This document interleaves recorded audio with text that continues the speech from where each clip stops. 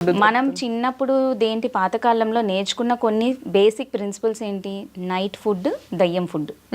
అర్థమైందా? అది పోయింది. ఇప్పుడు ఎక్కడ చూసినా మీరు చూస్తారు, ఇన్స్టాలు, రీళ్ళు, దేని చూసినా గానీ మిడ్ నైట్ బిర్యానీ గురు వెళ్ళి తినండి, ఇది తినండి బ్రో, అది తినండి బ్రో అని చెప్పేసి చెప్తున్నారు.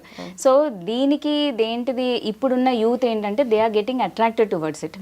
మిడ్ నైట్ ఫుడ్ తింటే ఏమవుతుంది, అది డైజెషన్ అవ్వదు, దానికి ఎక్కువ టైం పడుతుంది. మన స్టమక్ దేంటి రిలీజ్ చేయాల్సిన డైజెషన్ ప్రాసెస్ ఏదైతే అవ్వాలో అది ఎక్కువ స్ట్రెస్ తీసుకుంటుంది. సో దానివల్ల మళ్ళీ హెల్త్ మీద దేంటిది ఎఫెక్ట్ పడుతుంది.